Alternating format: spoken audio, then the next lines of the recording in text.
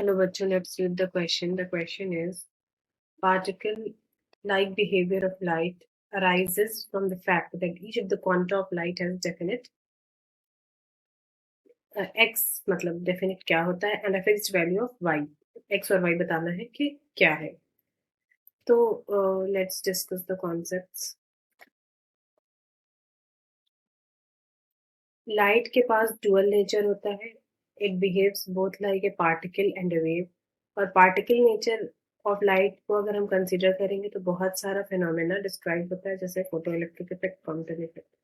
ठीक है, तो एक पार्टिकल के पास न्यूटोनियन मैकेनिक्स में क्या होता था, अगर कोई पार्टिकल है उसका मास m है तो हम उसके मोमेंटम को डिफाइन करते थे मास इनटू वेलोसिटी है, वेलोसिटी v है. वैसे अगर वो उसके पास वेलोसिटी है तो एनर्जी होता था, और काइनेटिक एनर्जी क्या होता था, हाफ एम वी स्क्वायर. ठीक है. और यहाँ पे लाइट के पार्टिकल्स को हम क्या कह रहे हैं, लाइट भी पार्टिकल नेचर है इसके पास, और लाइट के पार्टिकल्स हम क्या कह रहे हैं, फोटोन. ठीक है.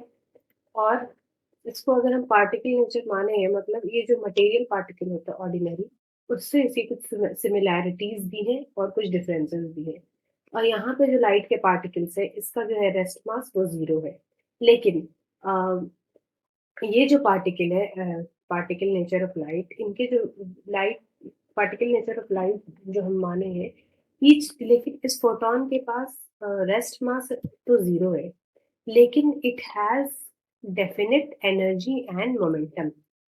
ठीक है. और उस एनर्जी और मोमेंटम को हम कैसे डिफाइन करते हैं, वो देखिए. Energy of photon is given as h mu और एच सी अपॉन लैम्डा.